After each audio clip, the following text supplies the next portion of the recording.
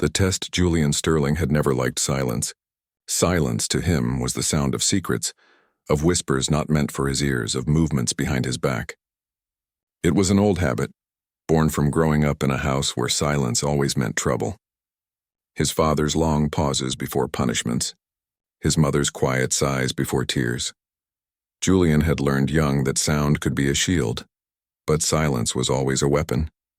Now, in his own mansion, silence returned again. A sprawling estate outside Atlanta, 27 rooms, marble floors that could chill the soles of anyone's feet, and windows so tall they caught the last red slivers of sunset. Like a cathedral, money had built him this castle.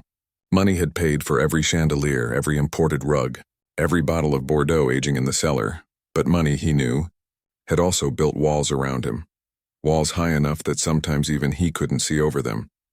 Tonight, the silence felt heavy.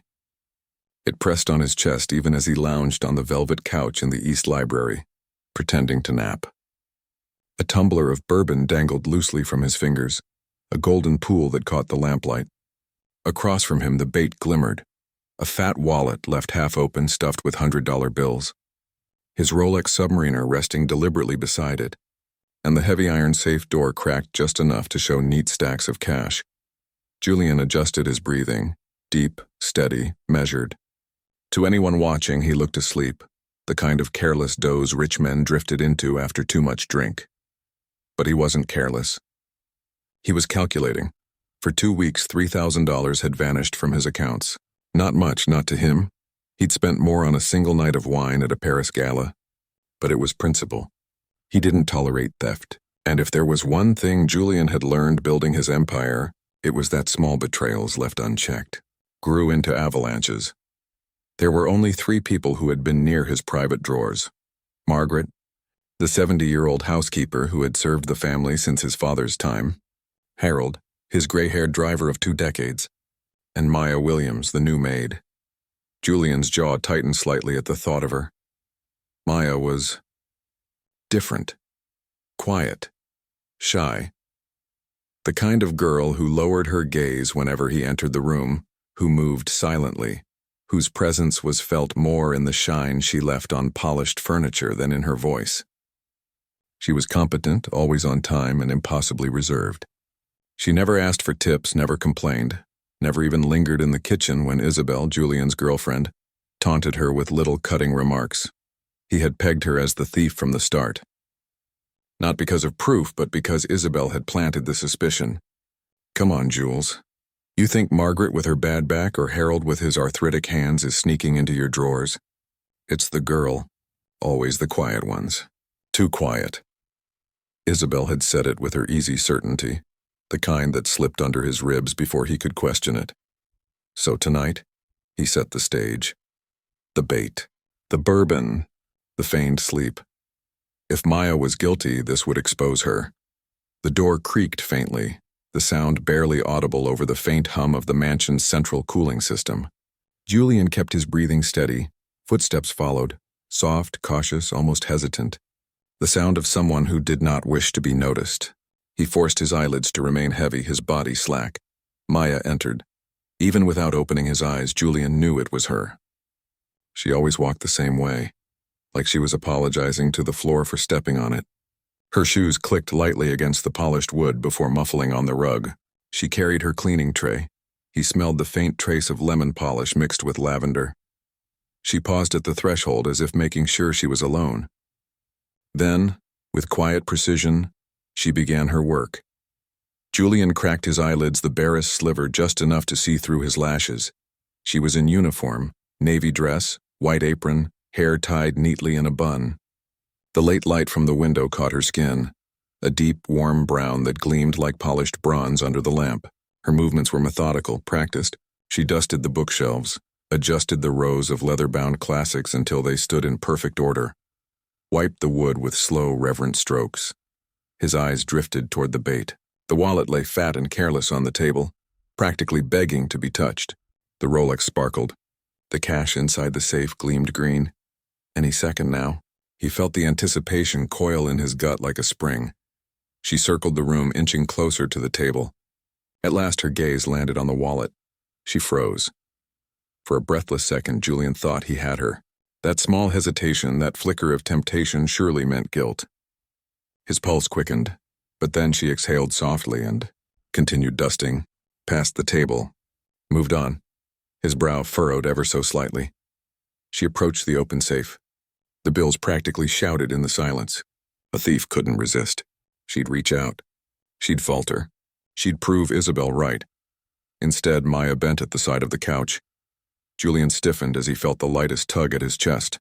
He fought to keep his breathing slow as she gently lifted the blanket that had slipped to the floor. With careful hands, she shook it once, then draped it over him, tucking the edges near his shoulders with a tenderness that caught him entirely off guard. Her fingers brushed his sleeve. Brief, feather-light, almost maternal. Then she stepped back, studying his face. It wasn't the look of a thief. It wasn't even the look of a servant toward her employer. It was something else, something he hadn't seen in a long time. Concern. Then, without a word, she walked to the bookshelf again. She reached for something small, worn. A book. Julian blinked slowly, stunned as he realized what it was. A Bible. The leather cover was cracked, the pages yellowed with use. She carried it reverently, like a treasure, and laid it carefully across the wallet on the table. The holy book covering the wealth as though shielding it from temptation. Her hand lingered on the cover a moment. Then she whispered softly, so softly he almost thought he imagined it. Some things are worth more than gold. Julian felt something shift in his chest. For the first time that night, he almost forgot to pretend. Whispers in the dark, Julian Sterling had always considered himself a man who understood people. He built an empire not on technology, not on invention, but on reading the motives behind every handshake, every contract, every smile that hid sharpened teeth. Investors, partners, rivals. He had learned to measure them the way jewelers measured diamonds, tilting them under light to expose flaws. It was why he trusted suspicion more than kindness. Yet what he had witnessed in the East Library unsettled him. The image refused to leave his mind. Maya's quiet hands, not stealing, not trembling with guilt, but laying a worn Bible across his wallet like a shield of faith. Her eyes soft with a kind of integrity that made the cash look cheap. For a man like Julian, who measured everything in risk and reward, it was disarming. He had wanted proof of her weakness, but what he found was a mirror reflecting his own emptiness. The next morning, the mansion stirred to life with its usual rhythm. Isabel's heels clicked across marble as she descended the stairs, a silk robe trailing behind her like a flag of ownership.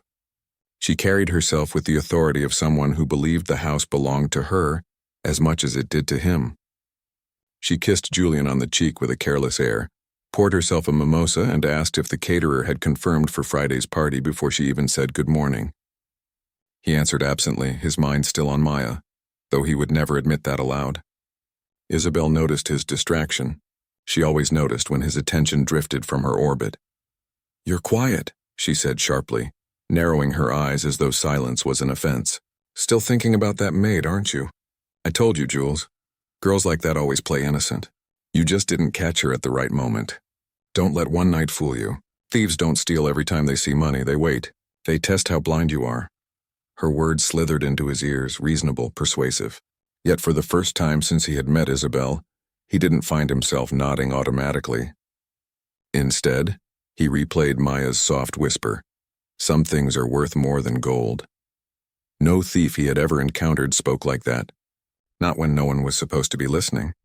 The day moved on, meetings and phone calls filling his schedule, but unease shadowed him. When dusk fell, he made his way to the west wing of the estate where staff quarters lined the back hall. He had rarely been down that corridor.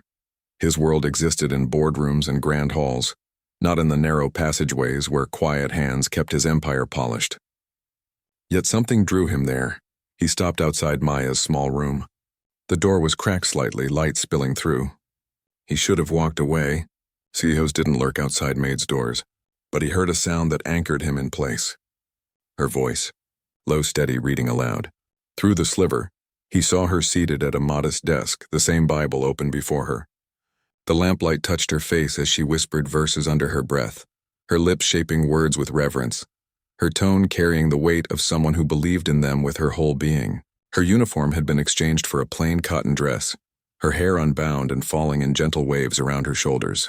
She did not look like a servant in that moment. She looked like someone ancient, someone unbroken, a woman who belonged more to eternity than to the walls of his mansion. Julian stepped back, suddenly self-conscious. He told himself he was only confirming his suspicion, yet he felt like a trespasser in a sacred place. He returned to his study, poured another glass of bourbon, but the burn did not ease the storm building in his chest. He realized something dangerous. He no longer trusted Isabel's certainty. He no longer trusted his own judgment. 2 days later, the storm revealed itself. It began with Isabel. She approached him in the drawing room, irritation flashing in her eyes. "Your maid," she said with a hiss, "has been disrespectful." Julian arched a brow, setting aside his newspaper. "Maya? Yes, Maya?" Isabel folded her arms, her nails gleaming sharp as talons. "I asked her to bring me tea this morning. She looked me straight in the eye and said she was polishing the floors and couldn't leave them wet or someone might slip. Can you imagine? A servant telling me what she can't do?" Her voice rose with every word, dripping with indignation. But Julian found himself strangely unmoved. He asked calmly, "Did she eventually bring you the tea?" "That isn't the point," Isabel snapped. "The point is she thinks she can speak to me as though we're equals. And if you let that continue, Jules, then what's next? She'll think she can speak to you the same way." Julian studied Isabel silently, her beauty marred by the bitterness curling her lips. He thought of Maya's soft whisper, her hands placing the Bible on his wallet, her choice to protect rather than take. The contrast struck him like a blade. One woman spoke of entitlement, the other of principle. That night, long after Isabel had gone to bed, Julian walked again to the East Library. He sat in the dim light, staring at the same table where the wallet had once rested. The mansion around him was quiet, but not with the silence of suspicion. It was the quiet of reflection. He realized something he hadn't allowed himself to consider in years. Trust was not built by wealth nor commanded by fear. It was earned by small acts of integrity that asked for no audience. Julian leaned back, letting the thought wash over him. He had set a trap for Maya, expecting betrayal. Instead, he had uncovered a truth about himself. He was the one who had grown blind, too willing to believe whispers of doubt instead of the evidence of character before him. And yet, even as he admitted this, he knew the story was not finished. People like Isabel did not surrender influence easily, and suspicion, once planted, rarely died without poison. Something in his gut told him the real test had not yet begun, that the night he pretended to sleep was only the prologue to a revelation far greater, one that would shake not just his perception of Maya, but the entire foundation of the life he thought he had built. Cracks in the glass. The days that followed settled into a strange rhythm in the Sterling estate, a rhythm that carried an undercurrent of tension Julian could not ignore. Business, as always, demanded his attention. Meetings in New York, calls with European partners, discussions with lawyers about contracts that would expand his empire further than he had once dreamed possible. But even in the middle of a boardroom surrounded by voices, his thoughts drifted back to the quiet maid, whose presence lingered in his mind like a question without an answer. He had tested her, watched her, suspected her, and what he had found unsettled him more than proof of guilt ever could. Proof of innocence had weight, and that weight pressed on him every day, heavier than the suspicion that had preceded it. For men like him, whose lives were built on mistrust and caution, innocence was harder to accept than betrayal. Isabel noticed the change before anyone else. She always noticed shifts in Julian, because to her his attention was not affection, but currency, and she guarded it as jealously as gold. She watched him across the breakfast table when he stared too long at the window instead of her face. She studied him when his answers came a half-second slower than before, and she filed these observations away with the same cold efficiency as one would track a rival's weaknesses. It was not love that made her observe. It was survival. She had attached herself to his wealth, his name, his status, and she sensed instinctively that the quiet maid had disturbed the balance. Not by seduction, for Maya never courted his eye, but by something more dangerous, by embodying a kind of dignity Isabel could never fake. It began with whispers among the staff. Margaret, the old housekeeper, spoke kindly of Maya's work ethic, praising her for caring for the house as though it were her own. Harold, the driver, mentioned to Julian that Maya always remembered to Bring him water on hot afternoons, a small gesture that revealed her thoughtfulness. Even the chef, who had little patience for anyone, admitted she was the only one who washed the pans properly without being told twice. It was not grand gestures that drew them. It was the consistency of small acts, the quiet integrity of someone who carried respect in every motion. Julian listened, not openly, but with the careful attention of a man collecting data. And each story chipped away at the suspicion Isabel had planted in him. Still, Isabel refused to let it die. One evening, as the golden light of sunset poured, through the tall windows of the drawing room, she confronted Julian directly. "I don't like the way she looks at you," she said sharply, her voice trembling with a possessive edge that bordered on desperation. Julian looked up from his glass of wine, eyebrows raised in calm surprise. "She doesn't look at me at all," he replied coolly, his tone firm but even. "That's what bothers me," Isabel shot back, pacing the room in her silk dress, the fabric swishing against marble. "She acts as if you don't exist, as if your wealth, your presence, your power means nothing. Don't you see? That's her game. That's how girls like her lure men. They pretend they don't care. And men like you, Jules, men who are used to everyone falling at their feet, can't resist it when someone doesn't." Julian studied her, taking a slow sip before answering. "Or maybe," he said quietly, "she's simply doing her job." The words hung in the air like a blade, and Isabel's lips parted in disbelief. She saw something in his eyes she had not seen before. Doubt. Not in Maya, but in her. That tiny crack in the glass of their relationship widened that night, and Isabel felt it, though she disguised her fear with anger. Later that week, fate provided its own test. A gala was held at the mansion, a lavish affair Isabel had planned, for weeks inviting politicians, celebrities, and wealthy friends. The halls glowed with golden light, champagne glasses clinked, and laughter echoed off the marble walls. Julian played host, his charm flawless, his smile practiced. Isabel basked in the spotlight, reveling in the envy of women who wished they wore her diamonds. But in the corners of the glittering night, Julian's eyes sought the quiet figure in the background, Maya, moving silently among the crowd with a tray, serving drinks with her usual composure. It was near midnight when the incident occurred. A wealthy guest, half drunk and eager to flaunt his power, cornered Maya in the corridor near the back stairs. His voice carried the arrogant tone of men who mistook service for weakness. Julian, passing by on his way to the study, caught sight of the man gripping Maya's wrist, whispering something that made her eyes widen in discomfort. Julian froze, instincts clashing. Should he intervene or wait to see what she would do? Every instinct screamed to step in, but before he moved, Maya acted. With calm strength, she pulled her hand free, straightened her posture, and looked the man square in the eye. Her voice, though quiet, carried a firmness that stopped him in his tracks. "Respect is not optional," she said, "and I will not be treated without it." The man, shocked by her refusal, muttered an apology and staggered away.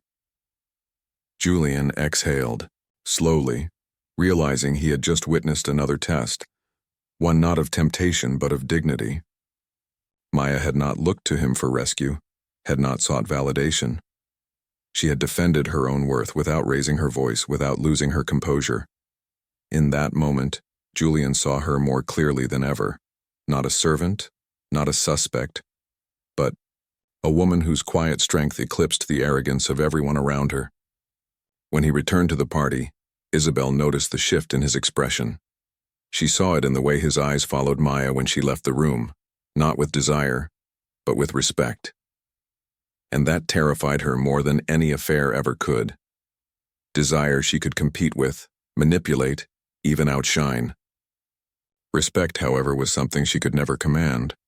Respect was earned, and it was slipping from her grasp into the hands of a woman she had dismissed as invisible. That night, when the guests were gone and the mansion lay silent again, Julian found himself in the East Library once more. He sat in the dark, staring at the faint reflection of himself in the glass of the window, wondering when exactly the ground beneath his life had begun to shift. He had always thought wealth made him powerful, That suspicion kept him safe. That control ensured loyalty. But here was a maid, a woman with nothing, teaching him lessons his millions could not buy. That trust is not trapped by suspicion, that dignity is stronger than diamonds, and that silence sometimes speaks louder than the loudest applause. He closed his eyes and realized he was no longer testing Maya. Life, it seemed, was testing him, and he had no idea if he would pass. The storm within walls, the gala faded into memory, yet its echoes lingered in the Sterling mansion like perfume that refused to vanish. Julian carried himself through the following days with the poise of a man in command of every detail, yet inside him, something shifted with undeniable force. For years, suspicion had been his armor. It had kept investors from cheating him, partners from outmaneuvering him, and even lovers from manipulating him too deeply. Suspicion was his compass, and it had always pointed him toward survival. But Maya had disrupted that compass. She had stood her ground against a guest whose wealth and arrogance could have crushed her. And she had done it not for performance, not for admiration, but because she believed in something greater than fear. Julian found himself replaying the moment over and over, wondering when was the last time he had spoken with such quiet certainty. He could not recall, perhaps never. Isabel, however, could feel the tremors beneath the surface. She had invested herself into Julian's world with the sharp instincts of someone who knew survival and luxury depended on control. Control over his attention, over his emotions, over his doubts. For months she had wielded her beauty like a sword and her charm like a shield, ensuring that Julian remained orbiting her gravity.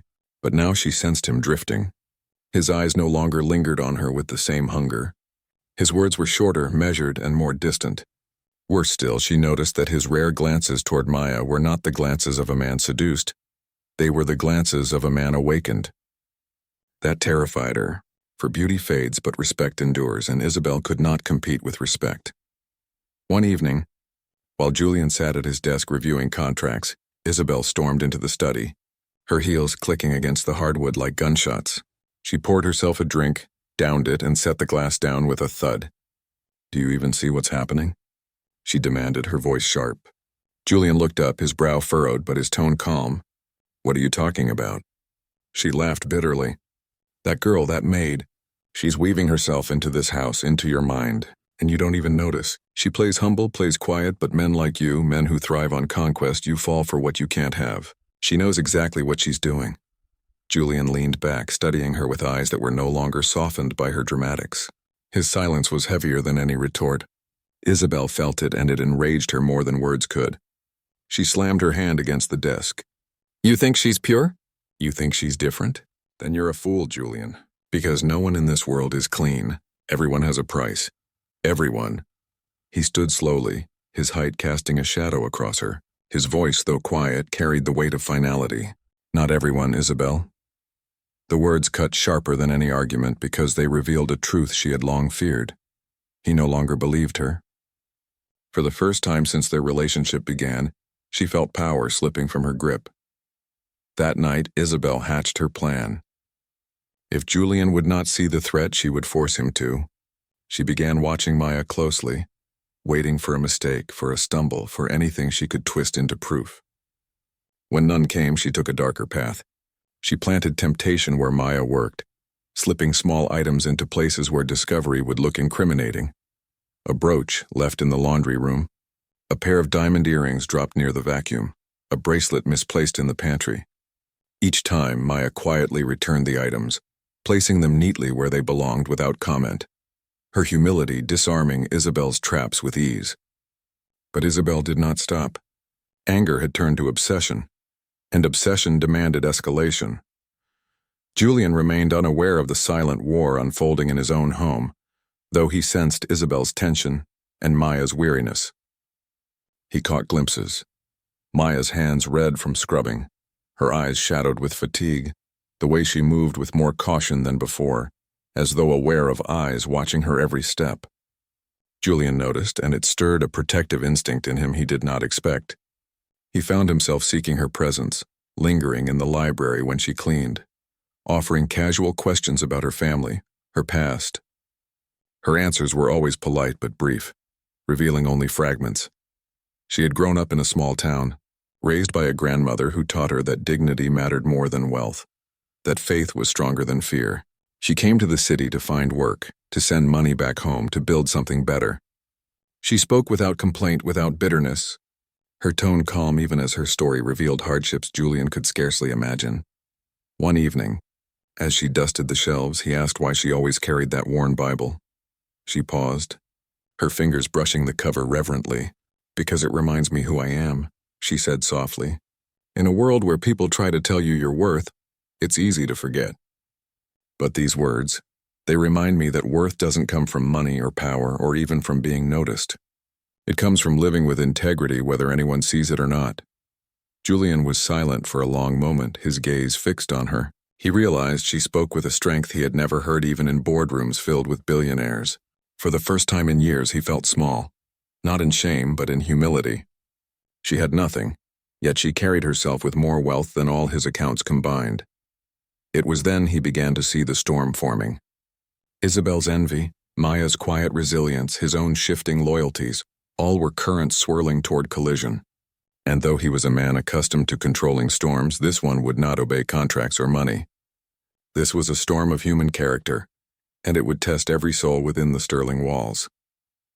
That night, long after the mansion had fallen quiet, Julian lay awake staring at the ceiling, the memory of Maya's words echoing in his mind.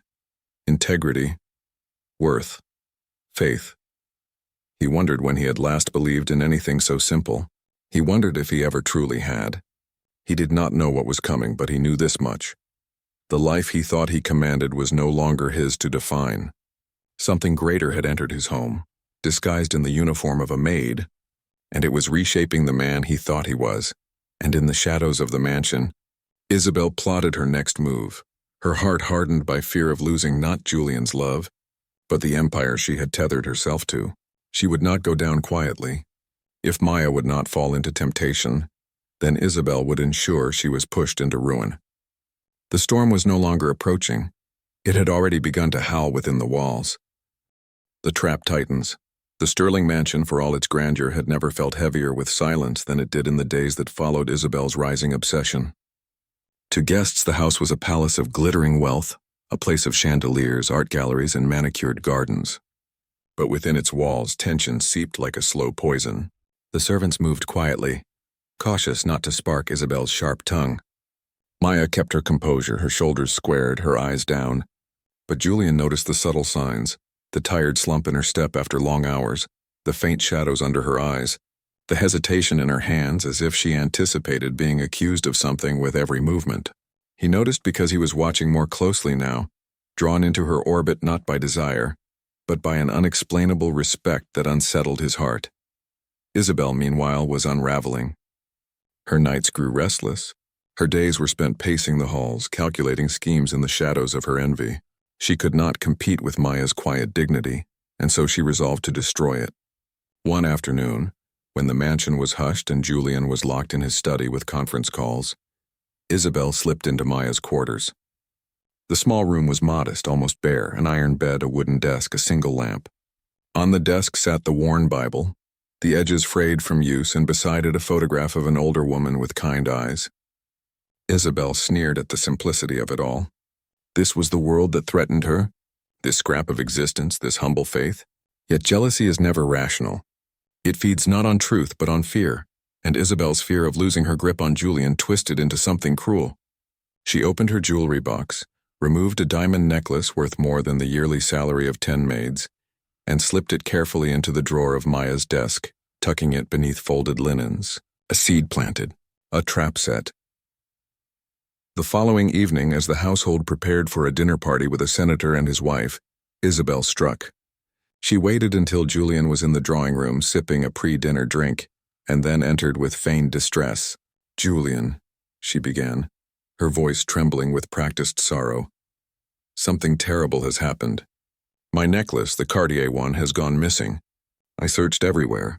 It was in my jewelry box yesterday and now it's gone." She let tears fill her eyes, the kind of performance she had perfected.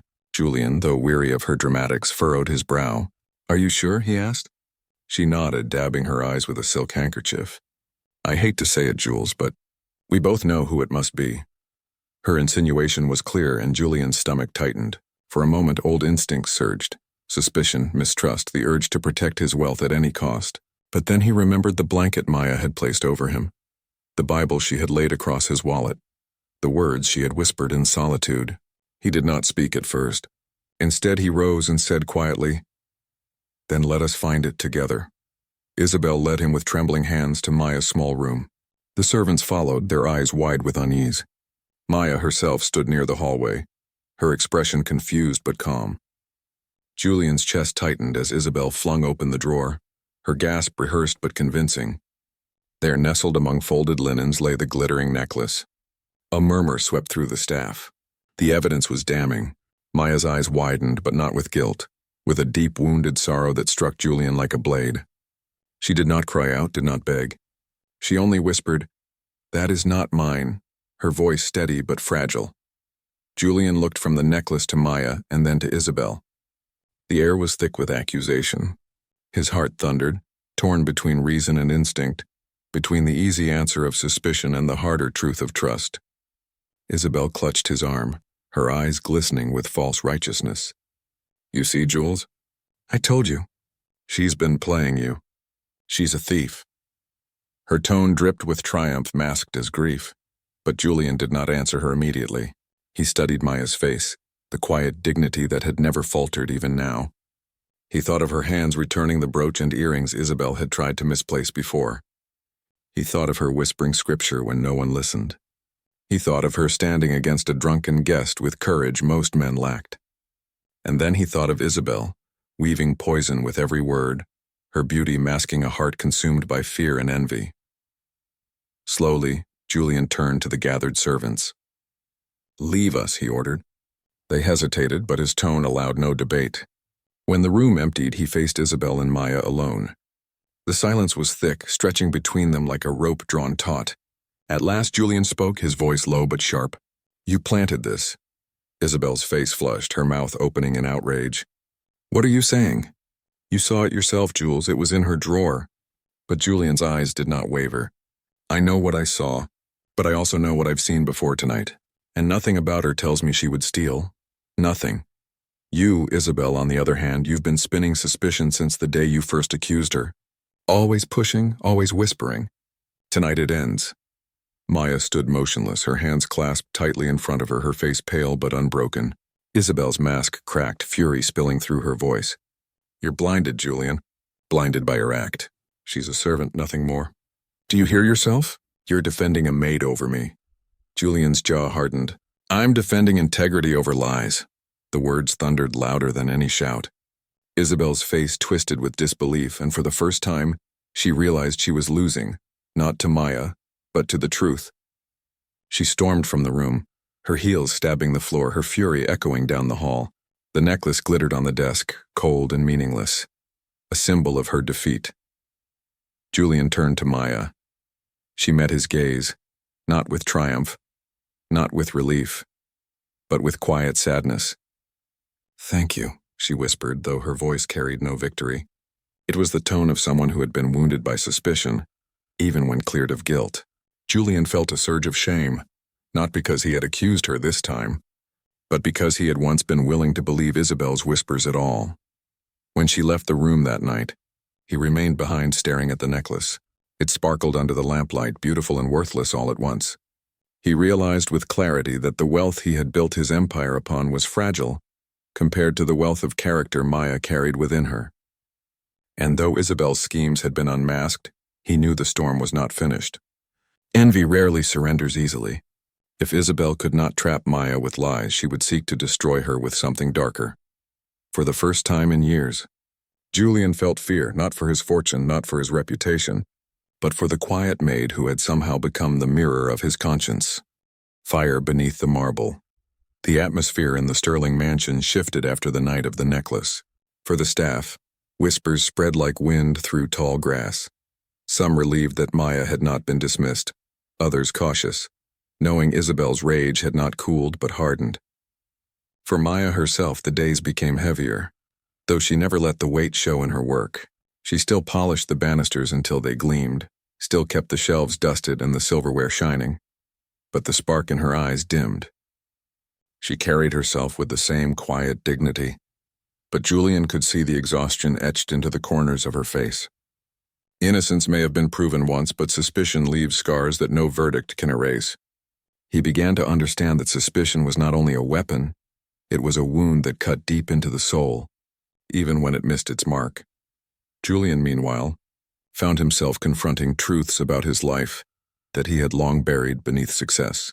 For years he had filled his mansion with trophies of wealth, rare art, expensive wines, jewels, imported rugs, each acquisition a monument to his father's lesson that power came from ownership. But what good was a house filled with gold if its halls echoed with lies?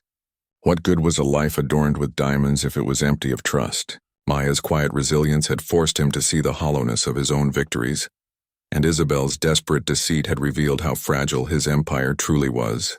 He spent long nights in the East Library, staring at the same shelves where Maya had once placed the Bible on his wallet, wondering if that moment had been the turning point of his life. Isabel, however, was not defeated. If anything, her fury grew sharper, honed into a blade by her fear of losing everything she had clawed her way into. She could not stand the thought of Julian admiring Maya, not because of love, but because respect was a currency she could not counterfeit. She knew that if Maya's presence continued to grow in his heart, even in the quiet way it already had, her own position would crumble. And Isabel had not sacrificed years of her life to be discarded like a garment out of season. Her anger became strategy, and her strategy became venom. One evening, as rain lashed against the tall windows and thunder rolled across the Georgia sky, Isabel confronted Julian once more. The storm outside mirrored the storm in her voice. "Do you even see what's happening, Jules? You're changing. You're softer. And it's her. That maid is unraveling you." Julian looked at her, his expression unreadable. "Or maybe," he said quietly, "she's showing me what strength actually looks like." The words struck Isabel like a slap, and for the first time she realized he was not merely drifting, he was breaking free. Desperation bloomed in her chest, wild and uncontrollable. That night, alone in her room, she made a choice. If she could not discredit Maya with lies, then she would destroy her with fear. The opportunity came 2 days later. Julian was away in the city for meetings, leaving the mansion quieter than usual. Isabel waited until the staff dispersed to their duties, then approached Maya in the back corridor. She cornered her near the service stairs, her eyes gleaming with malice. "You think you've won, don't you?" she hissed, stepping closer. Maya, startled but composed, shook her head. "I don't play games," she said softly, her voice calm. Isabel's laugh was cold. "That's your trick, isn't it? You act like you're above it all, like your silence makes you pure. But let me tell you something. This house doesn't belong to you. This life doesn't belong to you. And if you keep standing in my way, I will make sure you regret ever stepping foot through these doors." Maya stood still, her hands gripping the cloth she carried, her heart pounding but her eyes steady. "I don't seek your place," she whispered. "I only seek to do my work with honesty." Isabel's face twisted with rage. "Honesty doesn't matter here. Power does. And I will not lose mine to a servant with a Bible and a quiet stare." She shoved past Maya, her perfume lingering like poison in the narrow hall. Maya trembled, but not with fear, with sorrow. She realized then that Isabel's battle was not truly with her, but with herself, with the emptiness she could not fill. When Julian returned that evening, he found Maya in the library, polishing the wood as rain still pattered outside. He paused at the doorway, watching her for a long moment. She turned, surprised to see him, and for the first time, he asked directly what he had been holding back. "Maya," he said softly, "why do you stay? After all this? After the accusations, the traps, the threats? Why not leave and find peace elsewhere?" She looked at him, her eyes deep pools of quiet strength. "Because leaving doesn't heal wounds. Facing them does. If I run, then lies win. If I stay, maybe truth has a chance to be seen. And besides," she glanced toward the window where lightning lit the sky, "this house may not be mine, but my dignity is. And no one can take that unless I let them."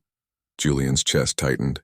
In that moment he saw not a maid, not a servant, but a woman whose worth shone brighter than the chandeliers above them. He realized how small his empire truly was if measured only by wealth.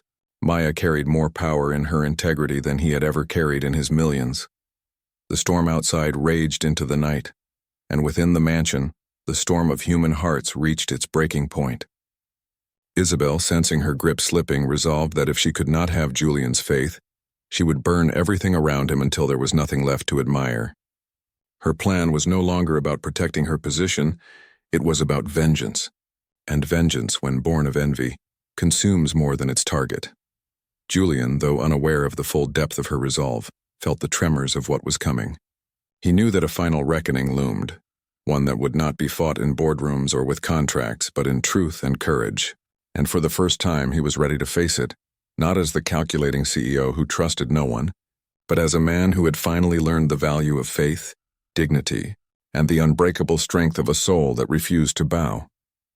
The storm outside would pass, but the storm within the Sterling estate was only reaching its peak, and when it broke it would reveal who among them stood on sand and who stood on stone. The reckoning.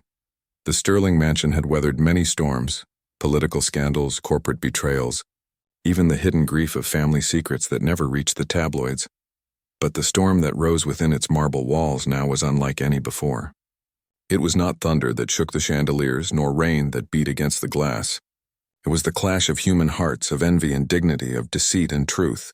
For days after the confrontation in Maya's quarters, the air in the estate hung heavy with unspoken tension. The staff moved like shadows, whispering behind closed doors. Julian carried himself with his usual composure, yet his eyes betrayed the weight of thought pressing against his soul. And Isabel, beautiful, glittering Isabel, wore her smile like armor, but inside she was a volcano simmering toward eruption.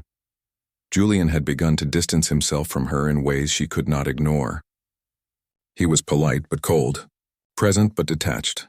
He no longer sought her opinion on his social gatherings, no longer indulged her complaints about the staff, no longer softened under her dramatics. Instead, she caught him watching Maya at odd moments, not with lust but with respect, with a kind of attention Isabel had never inspired. That respect was worse than infidelity, because it meant Julian saw Maya in a way he never saw her, as someone whose character mattered more than her beauty. Isabel's fear hardened into rage, and rage into a final plan. She waited for her chance, and it came one evening when Julian announced he would be entertaining a group of investors at the mansion. It was an important night. Contracts worth millions hung in the balance, and appearances had to be flawless. Isabel, ever the hostess, prepared her role with precision. Smiles rehearsed, gowns selected, charm sharpened into a weapon.